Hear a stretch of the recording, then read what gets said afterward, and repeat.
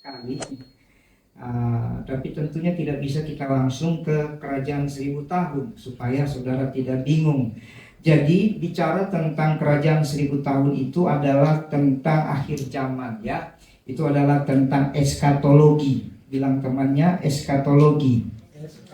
Itu tentang akhir zaman. Kita akan belajar. Hari ini saya akan buka sedikit saja karena kita masih masuk dalam rangkaian berjalan bersama Tuhan ya. Hari ini saya akan bukakan materi-materi yang akan kita belajar. Karena ini paling baik untuk saya buat PowerPoint-nya ya, supaya saudara memahami nanti. Saya sudah catat di sini. Yang pertama kita akan belajar tentang tanda kedatangan Kristus. Ya, jadi kita tidak bisa langsung bicara kerajaan 1000 tahun. Kita belajar dulu tanda. Apakah kita sudah masuk di tanda-tanda atau belum? Ya, banyak orang belum, karena masih bisa makan enak, tidur enak gitu. Padahal sebenarnya kita sudah masuk di tanda. Mungkin hari ini kita belajar itu sedikit ya. Yang kedua kita akan belajar tentang 2 kali atau 2 tahap kedatangan Kristus. Soalnya jangan salah, kedatangan Kristus datang 2 kali ya. Yang ketiga kita akan belajar juga tentang berbagai peristiwa akhir zaman ya. Yang keempat saudara, itu ada banyak peristiwanya, nanti dibagi dalam beberapa poin. Lalu kemudian kita akan belajar tentang pesta anak domba. Selama ini kan selalu cuma dengar. Tapi apa itu pesta kawin anak domba? Apa itu tahta pengadilan Kristus? Apa itu antikristus dan nabi palsu? Jadi yang ada di depan kita bukan hanya antikristus, tapi ada nabi palsu. Ya, jangan selalu pikir antikris. Hati-hati, ada yang lebih ngeri dari antikris. Namanya nabi palsu ya. Kemudian nanti dalam konteks itu ada penderitaan 3,5 tahun ya. Lalu ada juga 2 kali dalam 3,5 masa. Lalu kita akan belajar juga tentang perang Harmagedon. Bayangkan banyak sekali poinnya ya. Nah, sesudah perang Harmagedon baru kita akan masuk kepada kerajaan 1000 tahun. Kalau saudara mau belajar ini bisa 3 bulan materi ini sendiri ya. Baru habis kerajaan 1000 tahun itu panjang ya. Nanti kita akan belajar apa itu post milenium, pra milenium, dan amilenium ya.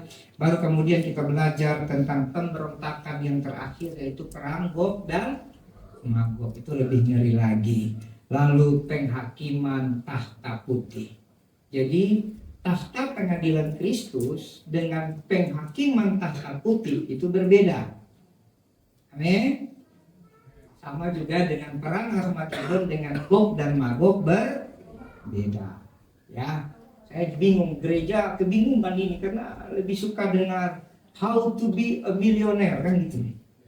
Lebih suka dengar khotbah-khotbah menjadi orang-orang yang sukses. Padahal itu tidak salah, tapi terlalu banyak ya. Nanti kita juga belajar habis itu tentang kebangkitan yang pertama dan kebangkitan yang kedua. Ada 2 kali kebangkitan. Saya tidak mau kita malu-malu ketemu Tuhan di surga ya.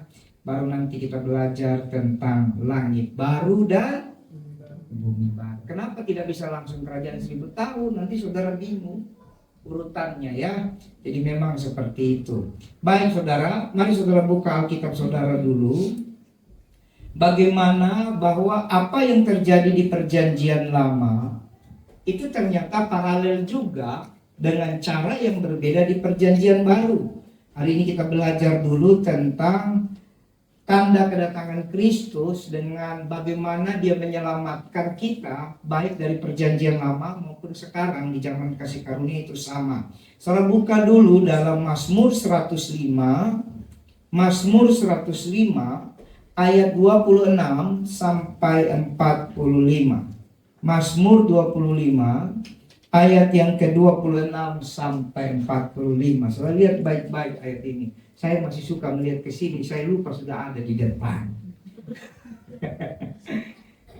Diutusnya Musa, hambanya, dan Harun yang telah dipilihnya. Terus, keduanya mengadakan tanda-tandanya di antara mereka dan mujizat-mujizat di tanah Ham.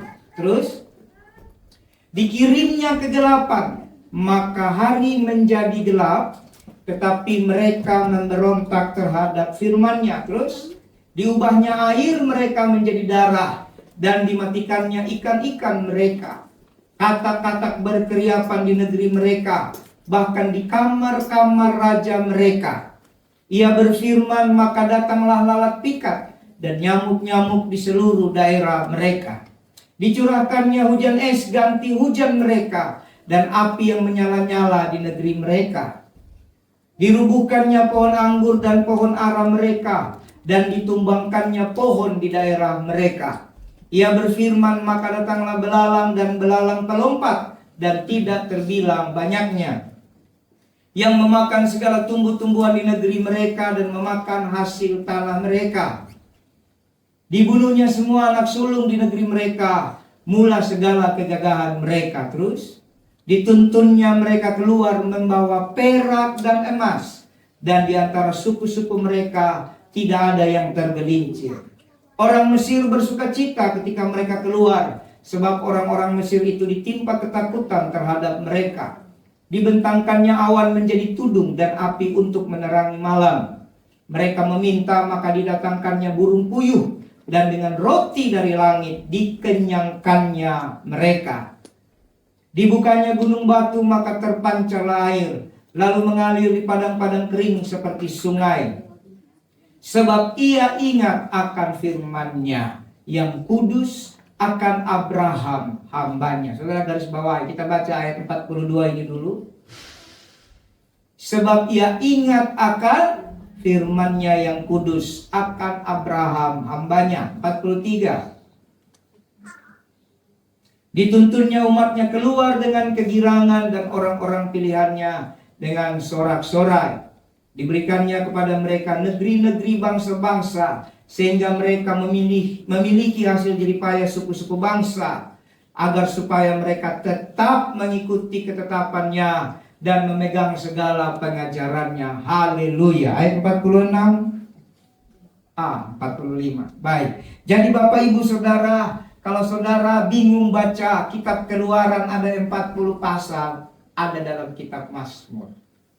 Jadi semua kisah, mulai dari 10 tula, mulai dari bagaimana Tuhan membebaskan orang Israel dari Mesir, dirangkum hanya dalam berapa pasal ayat itu tadi? Berapa ayat itu? Dari ayat 26 sampai 45, kurang lebih 20 ayat disampaikan waktu Daud memuji Tuhan. Amin. Makanya saya ulang-ulang aja saudara baca Alkitab, ya. Jadi kisah kitab Keluaran itu 40 pasal. Dalam Mazmur pasal 105 ini ada dibahas semuanya. Amin. Nah, jadi Bapak Ibu Saudara, kalau saudara perhatikan, sengaja saya ajak saudara baca ini supaya ini rangkuman. Kalau kita baca satu persatu, maka kita akan baca 40 pasal hari ini. Maka jam berapa selesai ibadah kita, kan begitu ya. Saudara lihat dulu, ini kita ambil dulu sedikit. Saudara buka dulu dalam kitab Keluaran. Keluaran pasal yang tulah pertama itu ya. Tulah pertama itu adalah Keluaran pasal yang ke-7 ya.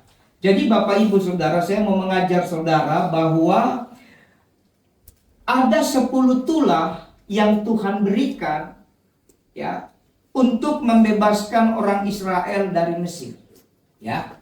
Jadi cara Tuhan menunjukkan kasih sayangnya untuk membebaskan orang pilihan.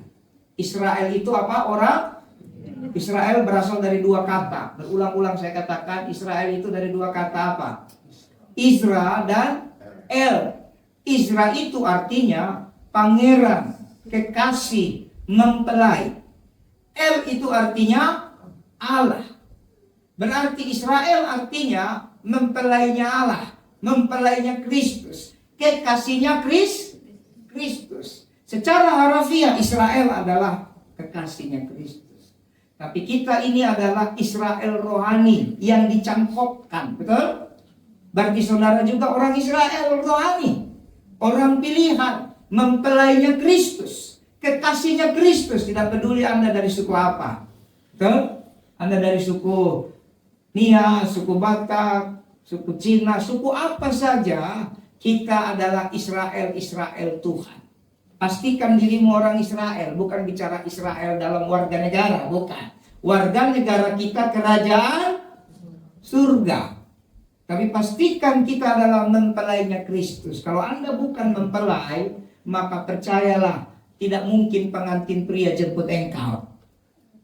Betul nggak?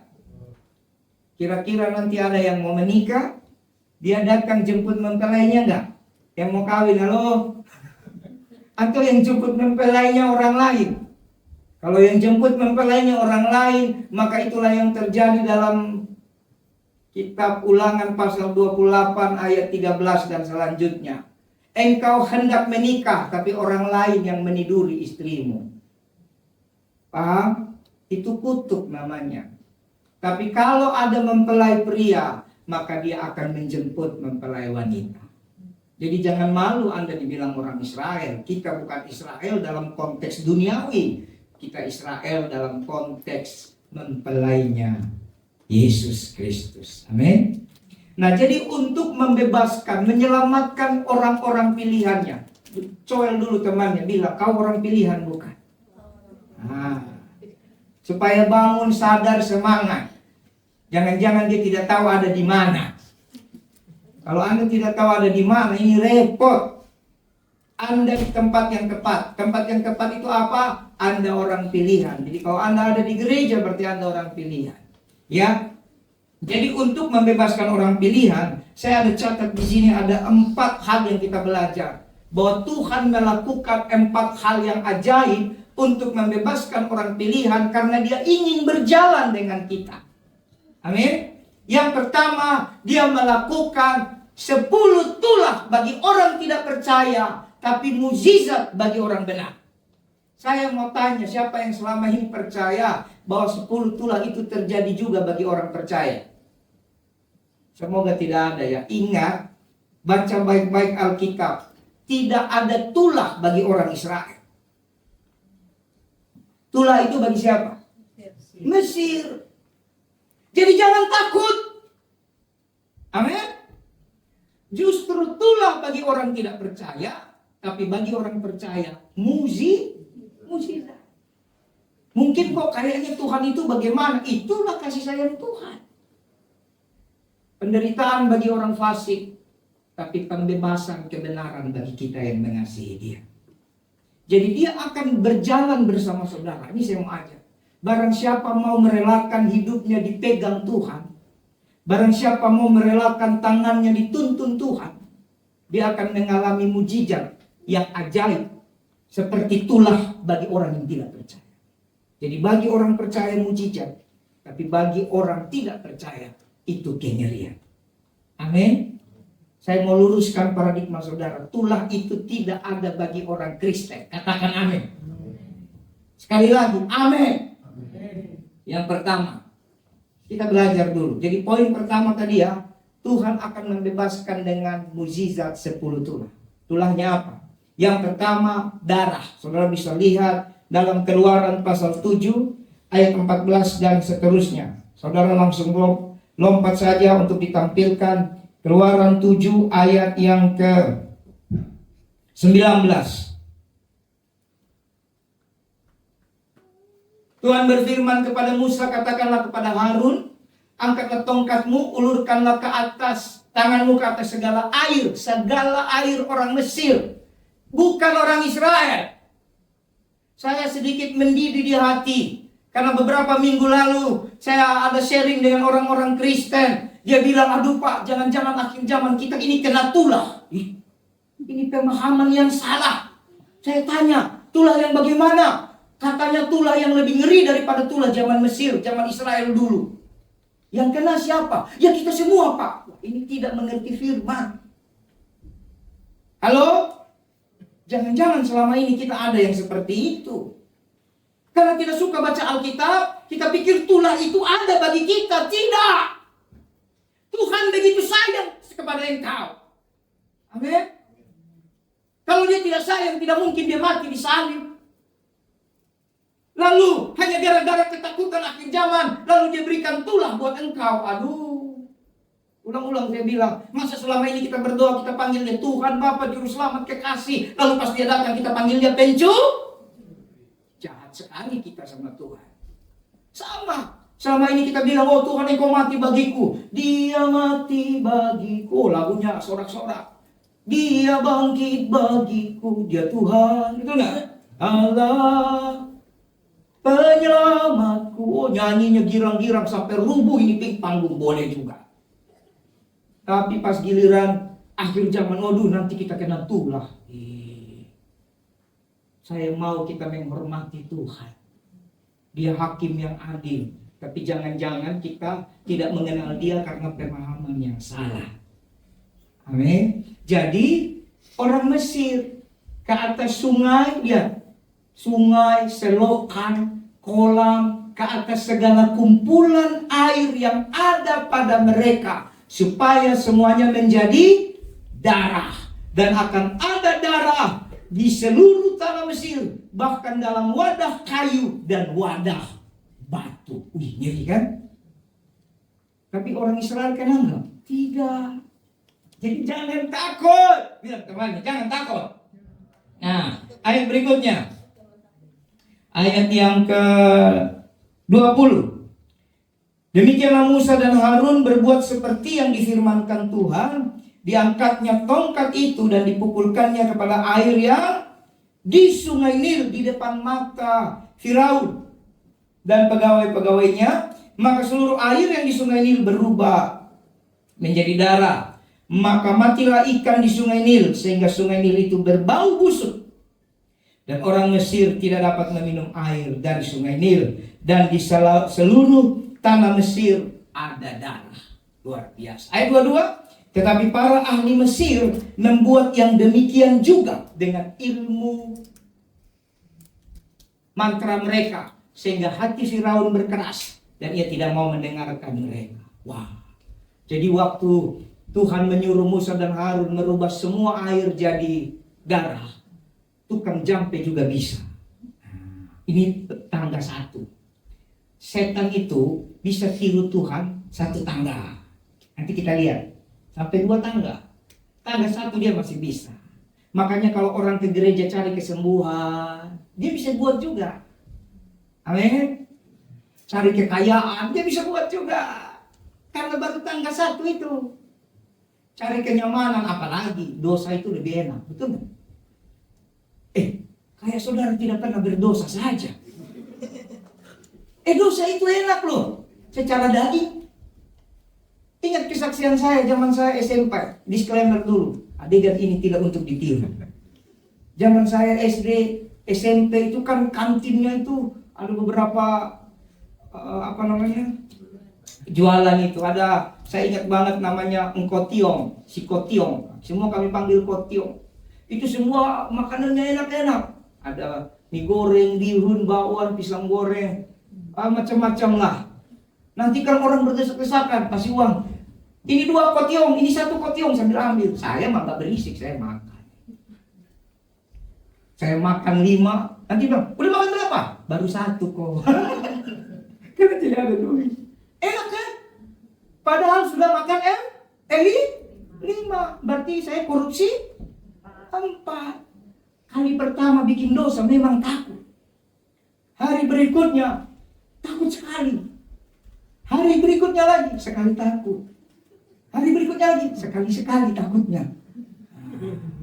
Hari berikutnya lagi sudah tidak takut sama sekali. Paham? Jadi terbiasa. Jadi saya tidak sarapan dari rumah aman. Yang paling saya nantikan adalah bel lonceng istirahat. Teng teng teng teng teng. Nanti kami udah komplotan itu. 4-5 orang. Ada duit? Tidak ada. Ada duit? Bisa beli 1. Oke. Rapat-rapat. Nanti makan. Semua yang lain yang punya uang belanja. Ada yang sudah makan 3, ada yang sudah makan 5. Pas ditanya, udah makan berapa? Baru 1 kok. Udah gitu kan. Dosa itu memang enak. Karena makan gratis. Tapi itu jangan ditiru sama anak-anak. Kalian yang masih muda, sekali-kali ku dengar, awas. Nanti air jadi darah loh. Nah jadi Bapak Ibu Saudara, para dukun itu bisa membuat itu. Saya sering kali menemukan dukun-dukun yang memang dia bisa sembuhkan orang. Ya, bisa. Nah, ada video tapi saya belum siapkan.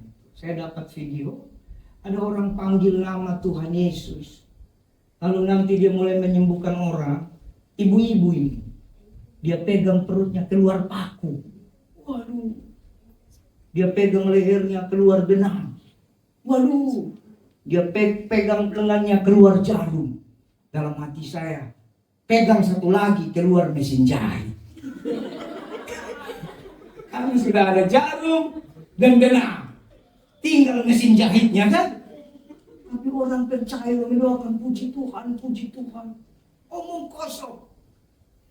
Apa orang sakit keluar paku? Aduh, itu sulap.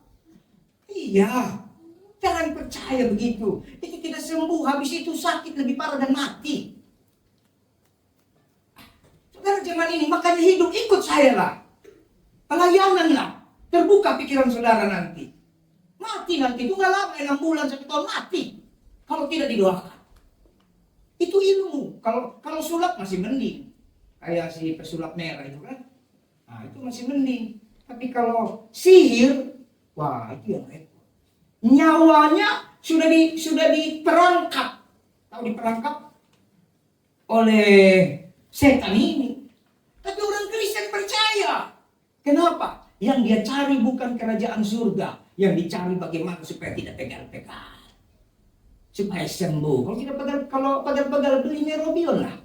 Makan vitamin D atau apalah. Makan apa kek. Hanya ahli-ahli lah. Saya tidak terlalu ahli di situ. Jaga kesehatan. Kadang pegal itu bukan kurang vitamin. Saya baca buku, saya teliti. Pegal itu gara-gara mager. Tahu mager? Malas gerak. Orang kebanyakan tidur pas bangun badannya pegal. Jadi jangan terlalu banyak tidur, main HP, tahu HP? Apa itu? Game. Nah, main game. Pegal ini kan main game sambil tiduran kan begitu. Pas bangun kan, aduh.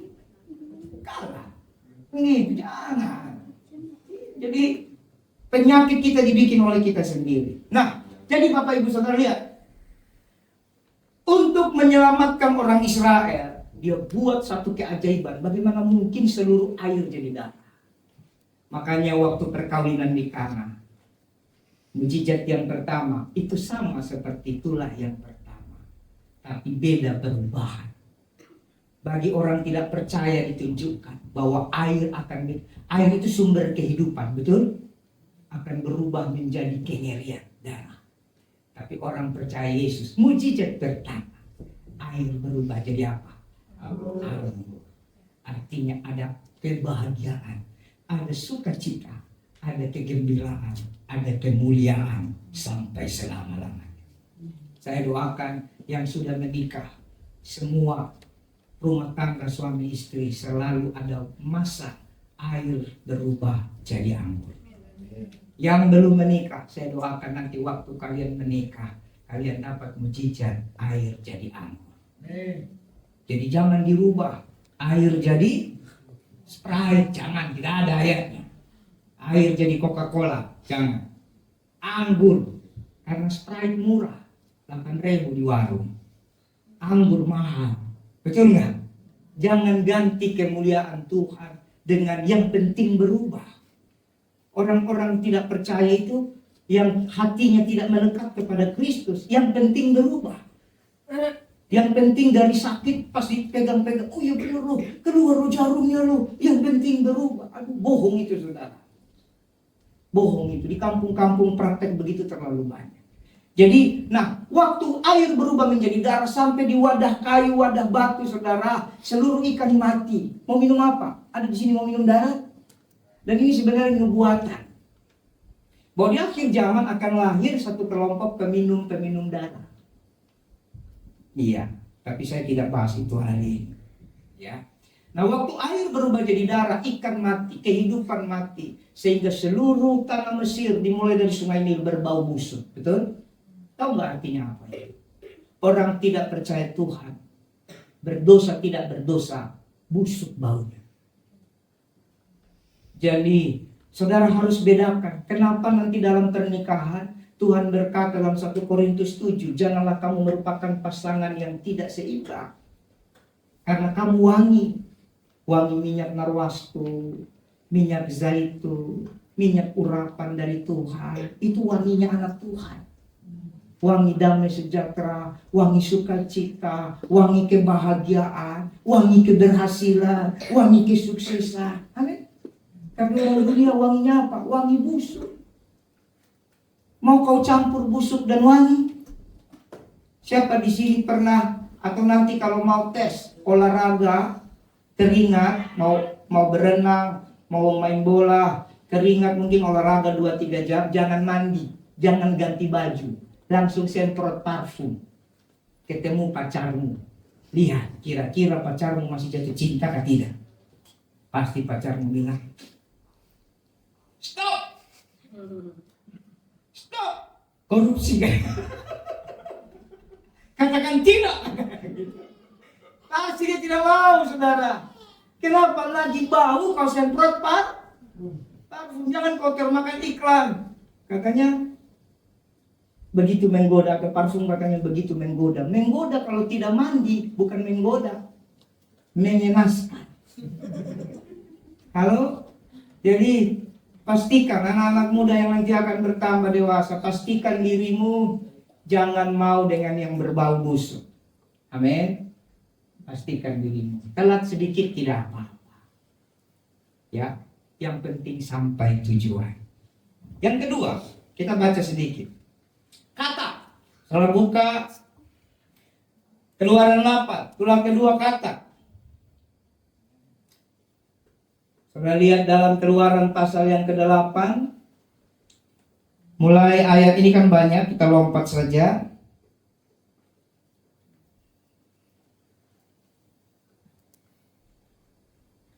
Ayat yang ketiga, 3-5.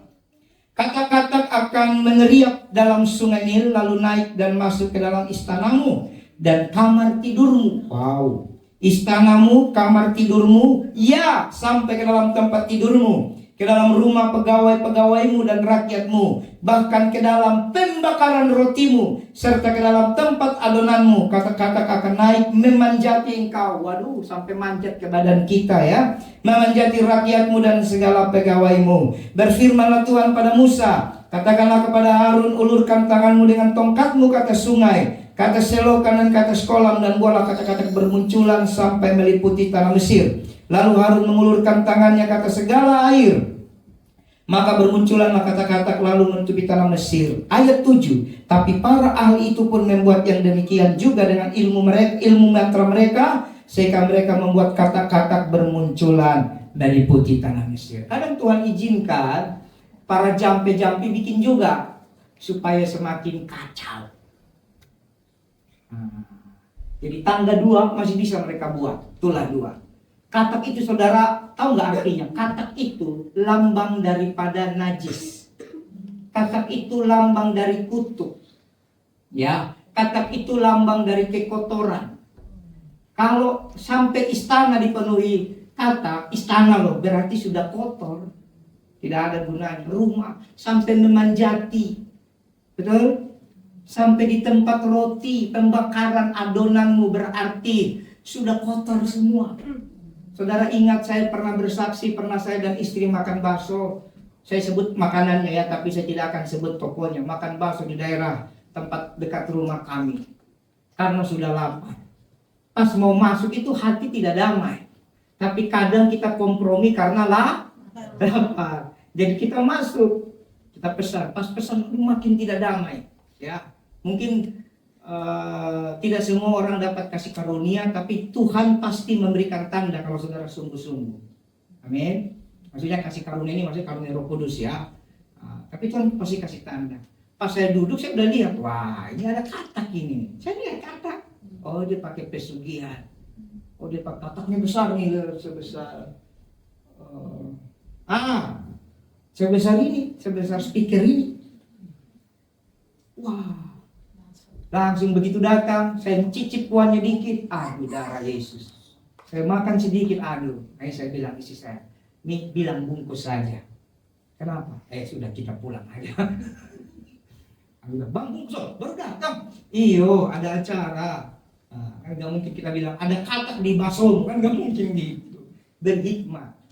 Oh ya udah, berapa bang? Sekian kita bayar. Secara daging rugi, betul nggak? Tapi itu pada jangan berharga supaya besok tidak datang lagi ke situ. Lalu saya bayar sampai tengah jalan tong sampah buah. Selesai kan? Jangan merasa takut kehilangan berkah. Jangan. Jadi, dan itu ada banyak kasus saudara. Jadi katak itu simbol kenajisan.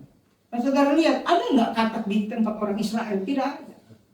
Jadi Tuhan membebaskan kita atau orang Israel dari Mesir saudara, itu dia dengan kasih tunjuk bahwa mereka ini najis.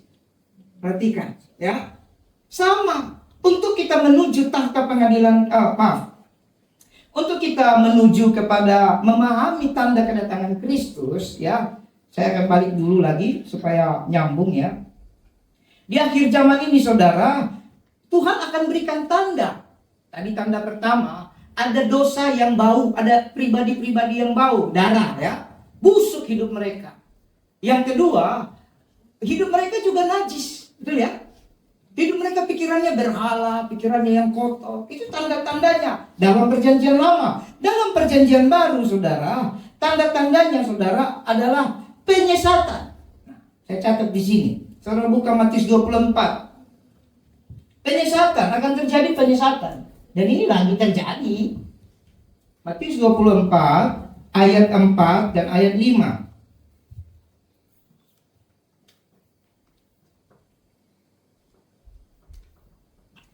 Jawab Yesus kepada mereka, waspadalah supaya jangan ada orang yang menyesatkan kamu. Ayat 5. Sebab banyak orang akan datang dengan memakai namaku. Nah, memakai namaku dan berkata, akulah Mesias. Dan mereka akan menyesatkan banyak orang. Jadi harus belajar tandanya. Terus ayat 11, lompat saja ayat 11. Banyak nabi palsu akan muncul dan menyesatkan banyak orang. Makanya ingat, ibadah gereja dia punya standar. Mungkin saudara tidak suka, tapi gereja itu datang dari Tuhan, bukan datang dari agama Kristus. Di atas batu karang ini kudirikan gereja. Betul? Jadi standarnya apa? Firman. Standarnya kekudusan. Jangan saudara pikir yang penting menyenangkan siapa. Enggak saudara. Standar sebuah ibadah, sebuah gereja adalah kekudusan. Ya, ada orang yang tidak masalah. Saya pernah ke gereja tertentu. Ya, begitu pemimpin pujiannya bilang begini. Mari salam kiri kanan depan belakang. Begitu salam kiri masih aman. Begitu salam belakang, ngeri kali. Tahu ngerinya? Kan itu kan dia punya kursi kayak bioskop. Apa namanya? Naik ya. Jadi ternyata yang begitu saya lihat di belakang itu ada berderet cewek-cewek cantik. Entah bidadari turun dari mana saya juga tidak tahu. Tapi masalahnya bidadarinya itu kekurangan duit. Sehingga beli bajunya kurang bahan. Sampai saya mau pikir, pulang gereja aku kasih mereka duit. Ku buka dompetku, nggak ada juga duitku. Masa kurang bahannya itu agak-agak gimana gitu. Yang bawah terlalu atas, yang atas terlalu bawah. Mau salam yang mana? Saya sih yang gitu-gitu aman saudara. Tanya istriku, teruji, terbukti. Aman lagi. Aman, ya benar kan. Orang dulu aja saya nggak berani dekatin dia 5 tahun bro. Ya, saya itu aman lah. Tapi jangan cobai Tuhan alamu, betul nggak? Jangan cobai dirimu sendiri. Saya bingung. Begitu saya, nggak usah lah. Ngomong lagi, ayo disalam. Dasar WL1 nih. Dia paksa saya untuk salam-salam terus, tidak boleh saudara. Nah siapa yang salah? Saya percaya bukan WL yang salah. Ya, saya percaya juga bukan gedung yang salah. Karena gedung itu benda mati. Bukan organisasi gereja yang salah. Apa yang salah? Ketidaktahuan firman. Amin. Ketidaktahuan firman. Atau jangan-jangan karena ke gereja sekalian. Itu kan di mall. Pulang gereja biar sekalian happy. Ya bawa baju ganti lah. Kan gitu. Ya benaran saudara. Yang bawah terlalu atas, yang atas terlalu untung bukan yang kiri dan kanan menjauh. Wah, paham saudara? Jangan berpikiran negatif ya. Mungkin saudara tertawa karena pernah lihat, betul nggak? Dan itu banyak. Siapa yang mau tegur? Nah ini tidak boleh, kata itu najis. Ya, kenapa ada nabi palsu? Nah, tidak apa-apa, Tuhan mengasihimu kok. He loves you as you are. Wow, betul ya? Sekali-sekali pendetamu pakai masa keren lah, ya kan? He loves you as you are. Ya kan? Dia mengasihimu apa adanya, betul, dia kasih engkau apa adanya. Tapi datang ke rumah pesta pakai baju pesta. Ya. Jadi Bapak Ibu Saudara, nabi-nabi ini aku terima engkau, jadi tidak ada perubahan. Kenapa? Sebabnya di salah satu visi gereja berubah. Kamu tidak akan bisa berubah oleh karena kamu pintar, oleh karena pengetahuan, tidak berubah hanya karena kamu mengenal firman Kristus. Amin. Nah, apalagi tanda kedatangan Kristus yang kedua, peperangan antar etnis dan bangsa. Nah, ini tandanya. Jadi kalau saudara lihat Israel dan Filistin, sebenarnya bukan Filistin sekarang ya, dengan Hamas. Hamas itu satu community, satu kelompok. Betul? Satu etnis lah berarti, satu kelompok di wilayah itu. Mereka pengen menguasai, ini sama seperti kalau saudara belajar sejarah, itu Yerusalem itu menjadi tempat ibadah 3 agama besar yang sudah diperebutkan ratusan tahun. Ya, Yerusalem itu, kota suci itu sudah diperebutkan oleh 3 agama besar, Islam, Kristen, dan Yahudi. Halo? Jadi siapa yang menang kita sudah tidak tahu. Jadi kenapa nggak usah diurus? Kenapa nggak usah ini? Tuhan mau kita doakan. Kenapa kita doakan? Karena itu Tuhan mau kita melihat itu tanda bahwa Dia akan datang. Terjadi perang, betul? Kemarin perang apa lagi? Rusia ya? Hah? Ukraina sama Rusia. Itu kan perang apa lagi? Macam-macam. Di Indonesia saja perang sampit ya. Banyak perang di Indonesia. Belum perang saudara. Perang saudara di mana? Kakak beradik berantem rebutan harta. Macam-macam perang. Jadi itu udah tandanya saudara. Itu tandanya. Ya, kemudian apa lagi? Bukan dulu, Matius 24 ayat 6. Matius 24 ayat 6. Kamu akan mendengar deru perang atau kabar-kabar tentang perang. Nah, namun berawas-awaslah, ini ayat sudah jelas. Jangan gelisah. Coba colel dulu. Jangan gelisah.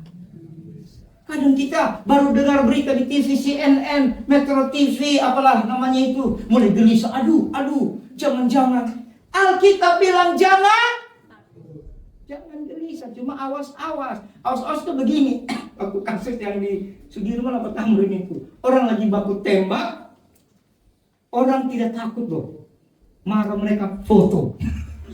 Hebat Indonesia ini. Nah, itu namanya tidak berawas-awas. Tuhan bilang berawas-awas. Kalau kau dengar ada tembak-tembakan, berantem, ya minggirlah. Tapi jangan gelisah. Amin. Berhikmat apa tindakan? Sama kayak gini. Kalau kamu lapar, apa yang kamu lakukan? Pergi cari makan. Ada lapar, dia nggak pergi cari lapar. Dia cuma ngeluh, aduh lapar ya.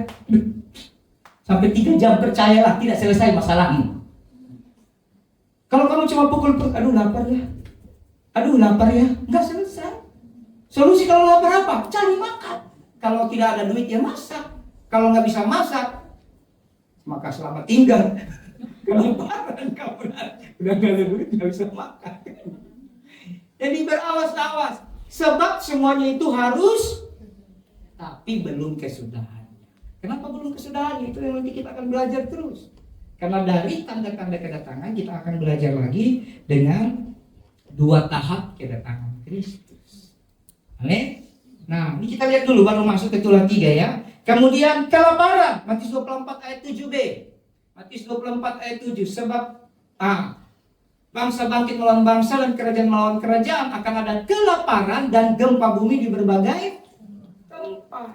Nggak peduli gempa buminya mau 9 skala Richter, mau cuma 5,4 skala Richter, mau cuma 3,2 skala Richter, itu nggak ada urusan, tapi akan terjadi banyak gempa. Itu tanda-tanda. Sudah terjadi kan? Nah, kelaparan. Mungkin kita nggak lapar, apalagi GBI Bukit Rema. Tiap kali ibadah makan, tidak ada kelaparan di sini, karena kita orang Israel. Iya, amin. Aduh makan kok, saya jangan ngomong tapi tidak ada nanti. Bahaya ini. Aman ya? Puji Tuhan, memang luar biasa. Nah, apalagi penganiayaan dan kemurtatan. Jadi semua Matius 24 ya. Penganiayaan dan kemurtatan. Buka Matius 24 ayat 9 dan 10. Pada waktu itu kamu akan diserahkan supaya disiksa. Nah, ini yang belum banyak tapi sudah mulai. Nah, Kristen kalau tidak persiapkan diri dengan ayat ini, cuma how to be a great man. Oh. Hati-hati saudara. Orang yang fokus cari, ini saya kasih tahu, karena hatinya tidak terpaut dan melekat kepada Kristus. Orang yang terfokus kepada berkat, menjadi orang hebat, menjadi penguasa, dia yang nanti akan mengalami siksaan. Rasa siksaan itu lebih berat. Kenapa? Dia tidak terbiasa. Sekarang saya mau tanya, orang yang terbiasa makan sehari sekali, kalau dia dikasih makan 2 kali sehari, dia bersyukur nggak? Bersyukur. Lalu ketika dia kembali makan sehari sekali, biasa. Tapi orang yang biasa makan 3 kali sehari, tiba-tiba dia makan sekali sehari, biasa nggak? Binasa. Padahal cuma masalah makan. Yang terbiasa nggak ada masalah dia. Dia tinggal berat, Tuhan masa sekali 2 kali dong, nggak gitu. Tapi yang ketiga, biasa 3 kali, tiba-tiba makan sekali, itu rasanya mau mati. Makanya dibilang siksaan. Jadi orang yang tidak fokus bergaul, tidak berikan waktu untuk Tuhan, waktu penyiksaan datang, dia akan lebih menderita. Tapi kalau kamu persiapkan dirimu, penderitaan datang, biasa saja. Amin. Toh aku masuk surga ini. Amin. Nah ini kita rubah paradigma, berubah. Dan akan dibenci semua bangsa oleh karena namaku. Makanya saya termasuk orang, ini boleh digarisbawahi. Saya tidak setuju kalau ada orang Kristen, anak-anak Tuhan atau komunitas berusaha untuk relevan dengan dunia. Gak bisa. Karena sudah ujungnya berkata, kau berusaha relevan, kau tetap dibenci. Kita tidak disuruh Tuhan relevan. You know relevan? Diterima. Kita tidak boleh berusaha untuk diterima. Dan Tuhan mau kita jadi garam dan terang. Amin? Pasti dibenci kok. Kau mau manis mulut, kau putar cara segala macam, pasti kau ditolak. Persiapkan dirimu akan hal itu. Ayat 10. Ayat 10. Hang dia. Dan banyak orang akan murtad. Nah, dan mereka akan saling menyerahkan. Jadi kalau ada mulai keluarga saudara tinggalkan Tuhan, nggak mau gereja, ya sudahlah. Apa yang kita bisa lakukan? Coba berdoa. Tapi memang kalau sudah tidak melekat sama Tuhan, pasti murtad. Pasti. Itu udah firman. Hormati firman lebih dari apapun. Amin. Mereka saling menyerahkan, saling benci, saling baku tuntut. Padahal tadinya baku sayang. Tapi karena penyesakan, jadinya baku benci. Baku serahkan, baku fitnah, baku tuntut. Sedih enggak? Sedih. Tapi mau bagaimana lagi? Relakan dirimu dibentuk Tuhan. Siapkan dirimu. Anakmu, adikmu, bapakmu, mamamu. Relakan saja. Tapi doakan. Itu kekuatan kita. Amin. Apalagi? Bangkitnya kembali negara Israel. Ya, justru kalau Israel makin maju, itu tanda. Setelah buka ayatnya dalam Matius 24 ayat 32 sampai 33.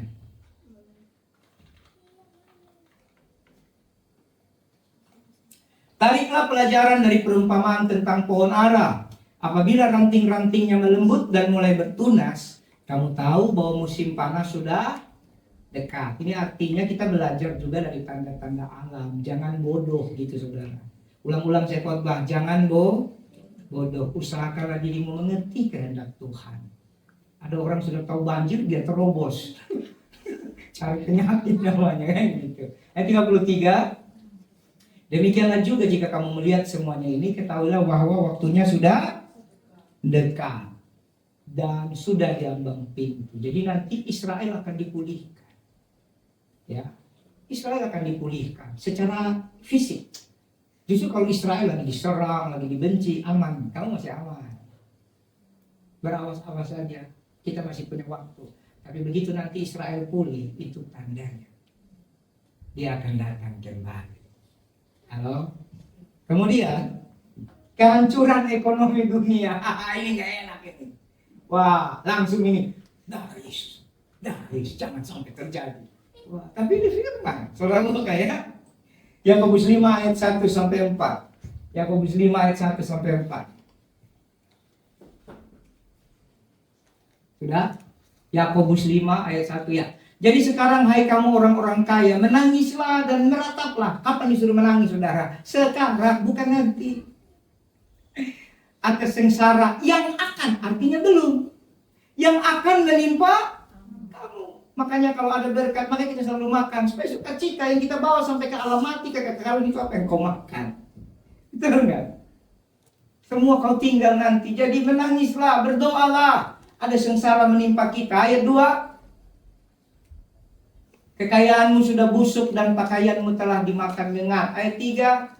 Emas dan perakmu sudah berkarat, karatnya sudah menjadi kesaksian terhadap kamu dan akan memakan dagingmu seperti api. Kamu telah mengumpulkan harta pada hari-hari yang sedang berakhir. Ayat 4. Sesungguhnya telah terdengar teriakan besar karena upah yang kamu tahan dari buruh yang telah menuai hasil ladangmu, dan telah sampai ke telinga Tuhan semesta alam keluhan mereka yang menyabit panenmu. Ayat 5. Dalam kemewahan kamu telah hidup berfoya-foya di bumi. Kamu telah memuaskan hatimu sama seperti pada hari penyembelihan. Bapak Ibu Saudara, nanti akan terjadi kemerosotan. Jadi jangan takut. Tapi ingat, itu terjadi bagi orang tidak percaya.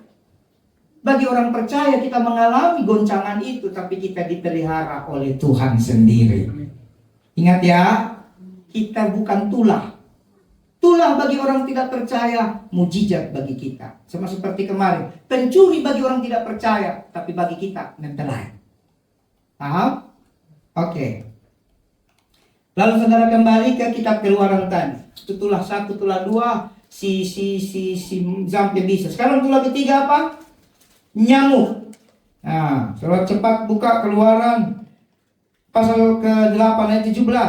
Lalu nyamuk, lalu mereka berbuat demikian. Harun mengulurkan tangannya dan dengan tokatnya dan memukulkannya ke debu tanah.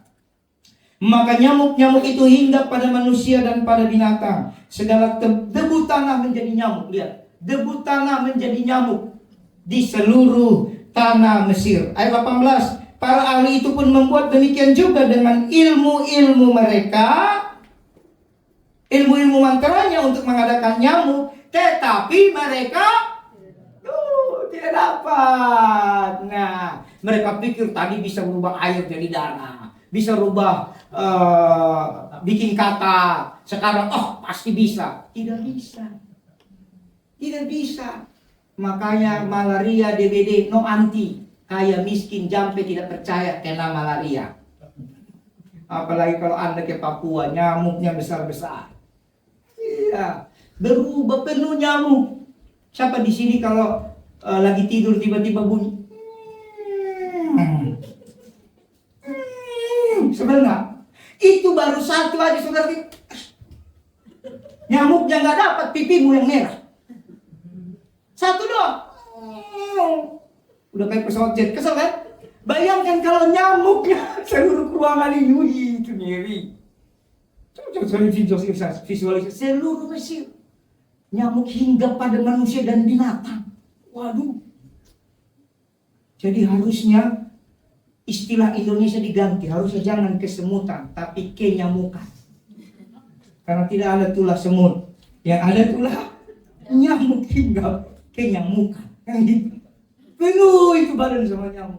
Dan nyamuk itu saudara menghisap darah, meninggalkan benih penyakit, meninggalkan segala yang tidak baik. Itu terjadi bagi orang tidak percaya di Mesir, tapi tidak bagi kita. Luar biasa. Kemudian, nah nyamuk itu juga saya catat di sini saudara punya arti ya. Nah, jadi ketika ada seorang mengalami seperti dihinggapi nyamuk ya dalam kitab Mesir, kisah di Mesir ini saudara, seluruh ini apa yang lewat ini? Nyamuk. Memang kau satu. Oh, dia mau ikut dengar khotbah. Jadi apa namanya, nyamuk itu kan satu makhluk yang hidupnya ya tidak lebih dari 24 jam. Betul? Artinya begini, kita akan dikalahkan oleh masalah yang sebenarnya hanya untuk hari itu. Kesusahan sehari cukuplah untuk sehari. Tapi orang Mesir akan dikalahkan oleh masalah yang sepele. Itu artinya nyamuk akan hinggap sepenuhnya kepada dirimu. Coba saudara cari literatur. Rata-rata nyamuk pada umumnya, saya tidak tahu kalau nyamuknya Ant-Man itu apa. Padahal nyamuk itu kan mosquito ya. Oh, berarti salah. Salah. Mosquito man. Nyamuk mosquito ya. Mosquito itu artinya musuh kita, gitu. Ya, kalau nyamuk pada umumnya itu usianya tidak lebih dari 24 hari. 24 jam. Tidak lebih dari 24 jam. Cuma sehari hidup segitu aja. Tapi masalah yang sepele menjadi kengerian yang mengerikan bagi orang tidak percaya. Karena tidak ada perlindungan. Tapi bagi orang percaya, kesusahan sehari cukup sehari. Amin. Tidak akan membuat engkau hancur, tidak akan membuat engkau menderita. Yang berikutnya, yang keempat, lalat pikat. So, lihat kemudian ayat masih Keluaran 8, mulai dari ayat yang ke-22 sampai 24. 22 sampai 24. Ya. Tapi pada hari itu aku akan mengecualikan tanah Goshen di mana umatku tinggal, sehingga di sana tidak ada terdapat pikat, supaya engkau mengetahui bahwa aku Tuhan. Aku Tuhan ada di negeri ini. Jadi ada perbedaan. Justru kalau tidak ada perbedaan, ini yang menjadi pertanyaan. Kalau orang Kristen sama tidak orang Kristen sama saja, ini ada yang salah. Dari zaman Tuhan membebaskan sampai nanti dia bawa kita kembali ke surga, dia selalu mau ada perbedaan. Amin. Tidak ada terdapat pikat. 23. Sebab aku akan mengadakan perbedaan antara umatku dan bangsamu. Besok tanda mukjizat ini akan terjadi. 24. Tuhan berbuat demikian, maka datanglah banyak-banyak pikat ke dalam istana Firaun dan ke dalam rumah pegawainya dan ke seluruh tanah Mesir. Negeri itu menderita karena pikat itu. Kalau zaman sekarang ini bicara penderitaan oleh sesuatu yang ditakuti. Terus ayat 25. Lalu Firaun memanggil Musa dan Harun serta berkata, pergilah, persembahkanlah korban kepada Allahmu di negeri ini. Nah, kalau sudah mulai ada penderitaan, ini mulai teriak cari Tuhan. Tapi habis itu enggak lagi. Nah, ini yang banyak terjadi di orang Kristen. Orang Kristen tapi iman Mesir. Tahu enggak orang Kristen iman Mesir? Cari Tuhan waktu sudah mulai ada penderitaan. Harusnya cari Tuhan itu lagi senang. Ya.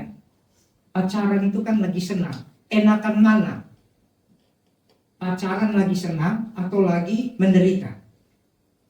Enakan mana? Sekalipun ya, harusnya anak-anak Tuhan bukan bicara pacaran ya. Pacaran itu bahasa dunia. Ya, kita orang Kristen ya sudahlah tidak apa-apa, lebih ke persiapan menikah kan gitu ya. Enakan pacaran lagi baik-baik saja atau pacaran lagi menderita? Baik-baik dong, pas lagi baik-baik, gajinya baik, semuanya baik, betul nggak? Dia telepon ayangnya, halo ayang beb, iya ayang beb, ayo makan bebek Slamet, ayo kan gitu. Ayang beb dan ayam beb makan di bebek Slamet. Ada duit bisa bayar, tapi pas lagi menderita, dia datang ke ceweknya atau ceweknya datang ke cowoknya bilang, hai ayang, iya ayang, makan yuk, enggak, makan dari duit. Kalau lagi menderita nggak bisa saudara. Jadi ada penderitaan, saudara. Jadi menderita itu orang Kristen banyak percaya Yesus tapi iman Mesir. Saya merindukan kita di tempat ini tidak ada yang seperti ini. Jangan cari Tuhan waktu udah menderita. Jangan cari Tuhan waktu lalat pikat sudah mengganggu engkau. Tapi carilah Tuhan selama Ia berkenan di tengah. Carilah Tuhan dengan segenap kekuatanmu, dengan segenap hatimu dan jiwa. Maka hidupmu bahagia dipelihara Tuhan. Amin. Nah, di lalat pikat ini, saudara, jampi-jampi itu tidak tahan lagi. Ya, kita lanjut lagi.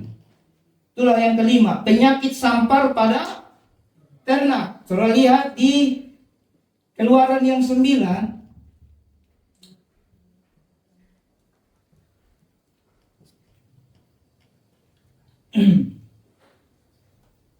Ayat yang ke-3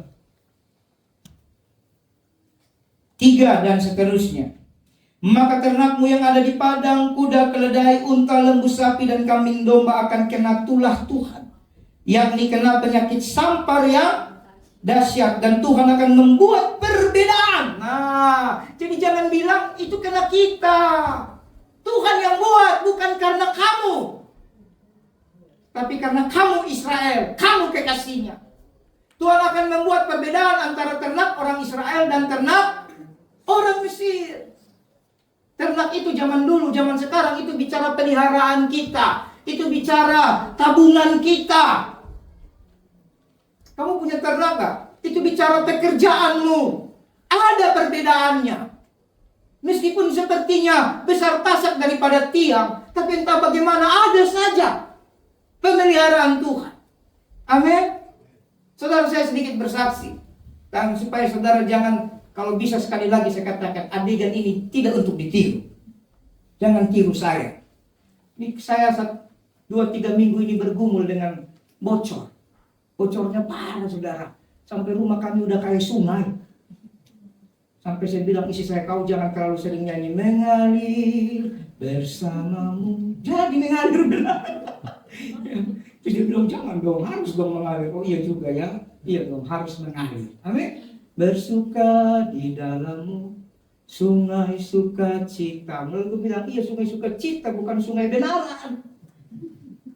Masa sungainya ada di lantai 2, lantai 1 kering. Ini melawan hukum alam. Air itu mencari tempat yang rendah. Ini bocor banjir di atas, saudara. Ini kan kacau punya, saudara. Lalu namanya manusia mencoba mencari yang murah. Ya kan? Coba A, coba B, coba C. Gagal maning. Sampai akhirnya, saudara, kita gak punya apa-apa. Ini serius. Lagi gak punya persiapan. Tapi di hati saya ini, saya mau ajak saudara belajar punya iman di hati. Jangan melakukan karena punya, itu bukan iman, itu pertimbangan. Paham ya? Kalau saudara melakukan karena saudara punya, itu pertimbangan, itu hikmat. Tapi kalau saudara melakukan karena suara Tuhan, itu iman. Amin? Sama seperti Nuh, dia bukan tukang. Tiba-tiba Tuhan bilang bikin bahtera di atas gunung. Kenapa dia lakukan? Iman. Ingat renungan yang saya kirim beberapa hari lalu, betul? Karena iman maka Nuh membangun bahtera. Iman. Secara kemampuan gak punya, saudara. Gitu. Lalu saya mulai, ya dengan beberapa teman-teman di sini baku WhatsApp, ada tukang gak? Ada bla bla bla bla bla. Segala macam. Terima kasih ya buat bantuan bapak-bapak semua. Sekalipun yang Bapak kirimkan tidak ada yang saya pakai. Tapi Bapak sudah berjuang. Tuhan memberkati. Amin. Tuhan berkati. Akhirnya begitu saya muter-muter, Tuhan sambil berdoa, Tuhan ini bagaimana? Saya naik motor lagi, kadang sama istri, kadang jemput anak, sambil pergi ke material. Mahal ya kalau begini. Tiba-tiba ngobrol-ngobrol sama tukang material, tanya, cari di mana? Oh, Bapak pakai aplikasi saja. Oh iya. Apa namanya? Sejasa. Ini bukan promo ya. Itu aplikasi kayak GoFood, Pak, kayak Gojek, kayak Grab, tapi khusus tukang. Oh gitu. Coba saja, Pak. Oh iya udahlah, coba. Telepon. FBA ya. Ternyata ada promo, baru tahu saya tukang ada promo. Ya promo itu beli baju, beli sepatu, beli nasi goreng. Kali dia ada tukang promo. Ya namanya kita manusia ini kan gila promo kan. Tidak boleh dengar itu kata promo. Begitu WhatsApp promo, survei gratis. Wih gratis, datang bang, sekarang. Datang dia saudara. Naik ke atap, bla dia kasih tahu Pak. Ini Bapak mau model bagaimana juga tidak akan selesai. Terus gimana? Solusinya ganti atap. Astaga. Ganti atap. Puji Tuhan. Oke lah. Bapak hitung aja ya. Oke, dia hitung. Kapan kabarnya? Besok aja kau pulang dulu. Karena kalau dia kasih hari itu, saya belum punya saudara. Ini saya mau ajar saudara. Singkat cerita, dapat besoknya WA ya. Itulah, saya gitu-gitu nggak mau pusing saya soal itu. Jadi minta maaf kalau saya lupa WA atau telepon, karena itu saya tidak mau ingat. Yang saya mau ingat adalah Tuhan sayang saya. Amin. Akhirnya dapat kesepakatan sekian. Wih, mahal kali. Saya hitung-hitung, tapi kalau dihitung-hitung kemarin yang si ini, udah sama juga. Coba dari awal, naik saudara. Tekadkan dirimu dari awal. Sebenarnya dari awal saya udah berasa di hati bahwa memang atapnya masalah, ganti. Tapi kadang kita melihat fakta. Eman. Saya uang yang ada. Siapa tahu masih bisa diakali pakai apa. Saudara, kalau hanya masalah bocor atau yang lain-lain masih bisa. Tapi iman jangan diakali. Kalau Tuhan bilang berubahlah. Kalau Tuhan bilang ganti paradigmamu, gantilah. Kalau Tuhan bilang ganti atapmu, ganti gentengmu, gantilah. Supaya apa? Tidak bocor lagi oleh pengajaran yang salah. Pemahaman yang salah. Saudara, hanya masalah bocor aja, saya kaitkan dengan rohani loh. Karena hidup saya ini setiap hari saya arahkan ke Tuhan. Saya duduk diam. Mana banyak tanggungan lagi. Itulah manusia. Tapi akhirnya pas sudah deal. Oke bang, deal. Deal dulu kan. Saya tawar lagi udah deal. Kalau jasanya saja bagaimana? Tadi kan borongan. Kalau jasanya saja bagaimana? Oh boleh pak, hitung ulang. Kapan? Besok. Oke besok kau pulang saja. Jadi selamat saya 2 hari tidak bayar dulu. Sambil berdoa Tuhan mujizatmu. Singkat cerita, oh boleh. Beda-beda tipis, tapi paling tidak saya bayar dia jasa 3 kali bayar. Lumayan. Bagaimana dengan barangnya? Berdoa lagi. Putar otak lagi sama putar. Motornya diputar, jangan otaknya saja. Kalau otaknya saja diputar itu pemalas. Motor saya putar, tanya, bang, kan ada dulu waktu kita renov rumah ada kenal beberapa toko bangunan. Bagaimana? Ngobrol sedikit, jangan malu-malu, tidak dosa juga ngobrol. Amin. Ini kalau saya ada renov, saya bayarnya nanti 3-4 kali boleh? Tergantung bapak belanja apa. Oh gitu boleh. Ya tergantung bapak belanja berapa besar. Kalau 1 juta mah janganlah. Oh bisa juga kayaknya mungkin 6-7 juta belanja aja loh. Oh dia hitung lagi. Itu di luar jasa loh. Mungkin 6-7 juta. Oh ya boleh lah. Boleh. Yang penting tetap bayar 1 kali per bulan. Pulang saya kasih tahu istri saya. Puji Tuhan. Itu jalan Tuhan. Amin. Secara kekuatan ya mungkin bagi saudara 1 kali selesai. Tapi ingat, pencobaan-pencobaan yang kamu alami tidak melebihi kekuatan. Apabila kamu dicobai, ia adalah setia. Dia akan memberikan kamu jalan sehingga kamu dapat menanggungnya. Amin. Mujizat. Tiba-tiba mulai ada berkat, tambah-tambah. Pas tukangnya, Pak, bayar dulu. Entar saya lagi pelayanan, entar sore. Besok baru, Pak gimana? Oh iya besok datang. Bayar dulu. Bagi berapa teman? 3 kan? Aman saudara. Simple, hidup ini enjoy saja. Amin. Jangan gelisah, jangan dibikin repot, jangan dibikin susah. Puji Tuhan karena hari ini seminggu libur, besok lanjut lagi. Dan sudah diganti atapnya. Waktu dia jatuhin gentengnya 2 hari saya mikir, Tuhan berarti sudah sekian juta di atas genteng dihancurin begitu saja kan. Aquaproof dibuang kan semua itu. Wah, aquaproofnya itu 14 kilo. Belum serat dan segala macam. Bocornya tambah parah. Puji Tuhan sudah tidak. Nah, kadang kita perlu merubah atap-atap rohani ke otak kita. Ya. Jangan biarkan penyakit-penyakit Mesir ikut sama kita. Percayalah Tuhan sanggup berlihat. Aman. Yang penting selesai. Ya. Itulah yang keenam. Bara. Saya lihat dalam Keluaran 9 ayat 10 dan selanjutnya. Lalu mereka mengambil jelaga dari dapur peleburan dan berdiri di depan Firaun. Kemudian Musa menghamburkannya ke udara, maka terjadilah bara yang memecah sebagai gelembung pada manusia dan binatang. Sehingga ahli-ahli itu tidak dapat tetap berdiri di depan Musa karena bara-bara itu. Sebab ahli-ahli itu pun juga kena bara sama seperti semua orang Mesir. Amin. Yang pertama, yang kedua, darah dan nyamuk sampai bisa. Yang ketiga, keempat, kelima, mereka coba tapi tidak bisa. Tapi mereka masih bertahan berdiri. Paham ya? Tapi begitu bara, bukan saja tidak bisa, mereka tidak bertahan lagi. Ada hadirat Tuhan yang membuat jampe-jampe tidak tahan berdiri. Tuhan mau saudara bergaul sama Tuhan, karena lewat tulah-tulah bagi orang-orang tidak percaya, dia rindu kau bergaul sama Tuhan, sampai orang-orang yang tidak percaya Tuhan tidak tahan berdiri di hadapanmu.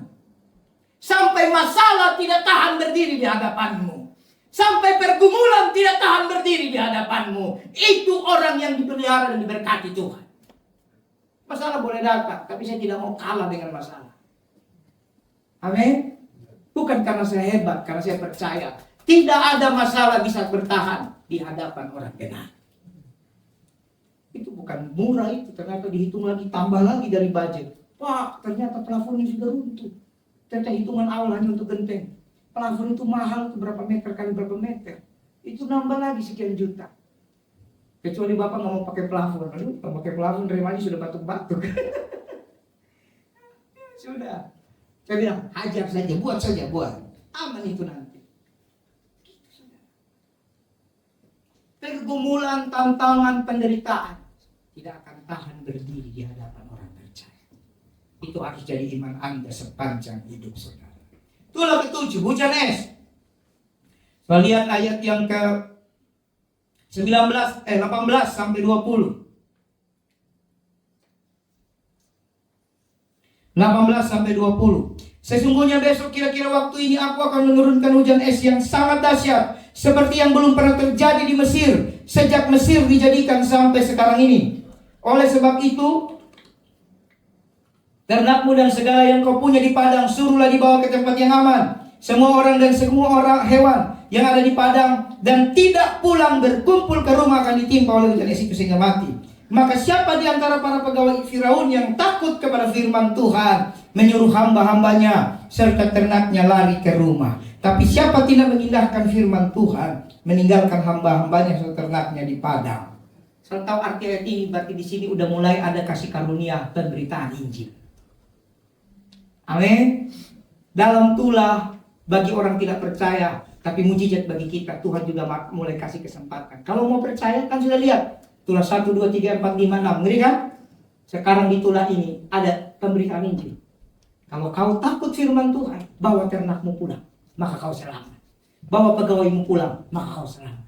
Tapi kalau kau tidak takut Tuhan, maka nikmatilah kematian yang mengerikan. Saudara, hari-hari ini kita bisa melihat tanda-tanda kedatangan Tuhan. Banyak orang tidak percaya mulai datang ke gereja. Tapi yang saya sedihkan, banyak orang gereja, orang Kristen tidak mau datang ke gereja. Mulai terbalik itu. Saudara, meskipun gereja itu cuma gedung, tapi gereja itu dibangun di atas firman. Tuhan yang punya kerinduan. Jadi jangan malas gereja.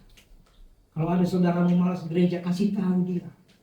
Cari uang, cari uang, cari uang, cari uang, mau sampai kapan? Kalau cari uang masih mending. Ada yang tidak mau ke gereja hari Minggu karena apa? Nonton, main game, bla bla bla bla bla bla, itu terlalu. Kalau cari uang masih mending, tapi tetap saja tidak ada yang baik di situ. Kecuali karena sakit, keadaan tertentu, ada keluarga yang menikah, ada keluarga yang kemalangan, ada, Tuhan itu juga mengerti lah saudara. Tapi jangan kau pakai ayat itu atau statement itu, Tuhan mengerti, lalu kau cari-cari supaya Tuhan mengerti. Gitu. Kalau keadaan memang membuat tidak ibadah, ya Tuhan mengerti. Ya, tapi banyak orang memang malas gereja. Ya. Terus itulah yang berikutnya apa? Belalang. Nah, belalang ini kan pemakan. Kalau ada belalang itu hama. Orang tidak percaya Tuhan itu diserang dengan hama. Makanya di rumahnya ada hama, dia sudah tabung, kok habis. Berarti ada belalang.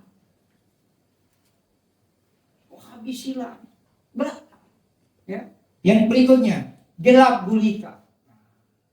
Baru yang terakhir adalah kematian anak sulung. Ini saya baca cepat karena saya sudah lihat jam. Jadi Bapak Ibu, ada 10 tulah yang dipakai Tuhan untuk membuat orang-orang tidak percaya mengakui Tuhan. Itu poin pertama. Poin kedua Bapak Ibu, apa yang dilakukan Tuhan ada dalam Keluaran 14. Kita lihat poin kedua. Menyeberangi laut Teberau. Keluaran 14, kita lihat ayat yang ke-19. Saya akan khotbah sebentar saja. Jadi waktu Tuhan menuntun orang Israel keluar, dari ayat 18 saja biar paham, dari ayat 18. Maka orang Mesir akan mengetahui bahwa akulah Tuhan apabila aku memperlihatkan kemuliaanku terhadap Firaun, keretanya dan orangnya yang berkuda. Ayat 19. Kemudian bergeraklah malaikat Allah, lihat, yang tadinya berjalan di depan tentara Israel. Tuhan itu selalu ada di depan. Kenapa di depan? Dia membuka pintu bagi kita. Dia penunjuk jalan bagi kita. Dia terang bagi kita. Amin. Tadinya berjalan di depan tentara Israel, lalu berjalan di belakang mereka. Dan tiang awan itu bergerak dari depan mereka, lalu berdiri. Tuhan yang tadinya pengen membuka jalan, pengen memegang kita, menuntun kita supaya kita tidak terantuk kepada batu, tidak salah jalan. Tapi ketika orang Mesir mengejar orang Israel, Tuhan tahu masa lalu kadang mengintimidasi kita, betul nggak? Tantangan dari hal-hal belakang itu ingin menjatuhkan iman saudara. Tuhan juga tahu. Ketika orang-orang Mesir merasa, oh aku bisa kejar engkau, Tuhan segera ada di belakang. Jadi kalau ada suasana sepertinya kau tidak tahu Tuhan pegang engkau atau tidak pegang engkau, percayalah dia tidak kemana-mana. Jangan-jangan Tuhan lagi ada di belakang. Dia mencegah supaya orang Mesir perbudakan dosa mengintimidasi engkau. Amin. Dia mau kita menyeberangi laut Teberau. Menyeberangi laut Teberau itu artinya apa? Meninggalkan dosa, berubah menuju kepada panggilan Tuhan. Amin. Minggu depan saya akan lanjutkan lagi. Tapi ingat, kalau saudara merasa bahwa kok kayaknya Tuhan tidak bisa saya rasakan, sepertinya gak ada di depan, ingat, dia bukan tidak ada. Dia lagi pindah ke belakang. Amin. Dia mau jaga engkau dari serangan masa lalu yang menyakitkan. Siapa di sini tidak punya masa lalu? Tidak ada kan? Semua punya masa lalu. Kadang-kadang masa lalu itu kan bicara kegagalan. Coba dulu aku. Ya masalah bocor lah. Baru aja ini. Coba kemarin saya ikut kata hati dari awal ya. Nggak terbuang tuh. Aquaproof yang 14 kilo, serat dan kawan-kawan, koas dan kawan-kawan, jasa dan kawan-kawan. Itu belum apa-apa, dia sudah mau datang, betul? Tapi Tuhan selalu jaga di belakang. Tenang aja kan, bukan uangmu pun uang Tuhan. Amin. Jangan biarkan yang di belakang mengganggu engkau. Tuhan Yesus memberkati.